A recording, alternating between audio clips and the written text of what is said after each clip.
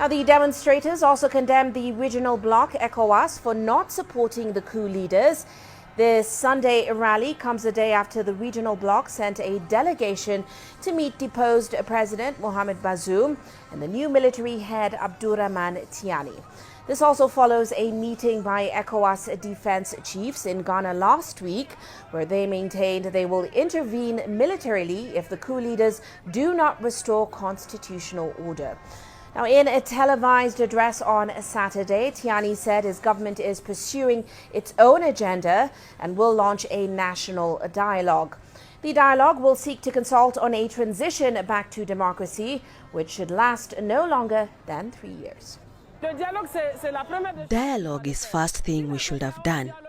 If, for example, ECOWAS were to have engaged in dialogue with the people of Niger, with the authorities, we could have sorted things out. But you can't impose things on us. You can't bring us to the point of asphyxiation and still ask for dialogue.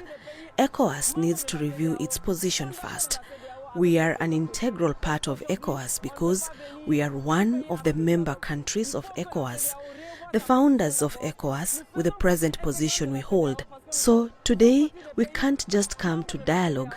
An African country wants to attack an African country to kill Africans. It's deplorable. We didn't ask for this coup d'etat, but it's done. We'll take responsibility for it. But instead of punishing us, ECOWAS needs to ask the right questions. What has led us to this situation? What led to these repeated coups, not just in Niger, but in West Africa in general? Instead of sitting down to negotiate, you put a gun on the table. You threaten us, and you think you'll get something out of it.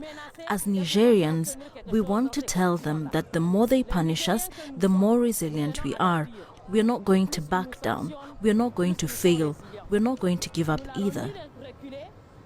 So guys, welcome back to the channel where a united Africa is an undisputed Africa. So here we see they still have the military, well, not military, well, Ecowas still trying to attack Niger militarily instead of do it diplomatically. So Burkina Faso and Mali came through and they sent fighter planes to Niger. Algeria just close the airspace so France can pass to go attack Niger. So that's also going on. Russia just, Niger does receive, it's been confirmed that Niger received Russian fighter planes as well and helicopters, fighter helicopters. And so, I'm saying that to say this, I don't know why Ecowas is so hell-bent on attacking Niger militarily. Why did they even put that on the table in the first place? The first thing they should talk about was diplomacy and negotiation, but no, they go directly to military action. And this is what the citizens are saying. Why are you gonna come with military action threatening us with before you come with dialogue, diplomacy, or negotiations? So, but look, what is democracy? Democracy is what majority of the country wants.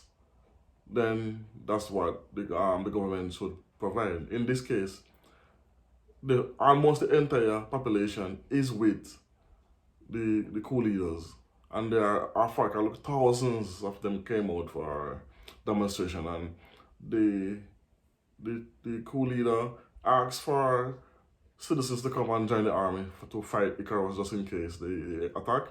Thousands of young people sign up for the military. So that's to show you this is what the citizens want. If this is what the citizens want, overwhelmingly, I'm not talking about 50% or 60%, I'm talking about like 99% of the citizens. This is what they want. And this is what they say they are sticking with the coup leaders. So who is Ecowas now to come and say, no, we know what's best.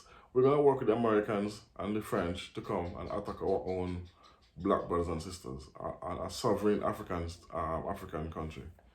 So it baffles my mind how Ecowas is sticking to their guns with this military talk. And the new president of Nigeria. But I think I know why the new president Nigeria's president is so hell bent on attacking Niger, even though the governing body rejects recently rejects the to give him power to go and start a war, because he might have the same intention of not working for the citizens for the country. He's maybe afraid of the same thing happening in Nigeria.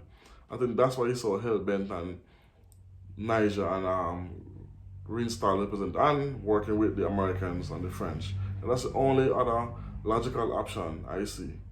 Logical thinking, that's the only thing I could see that why he's so hell bent on military intervention instead of diplomacy, negotiation, and then leave the people of Niger say what they want, which they did and are saying. So anyway, let me know what you think about this in the comment section, and then we discuss it. Boom.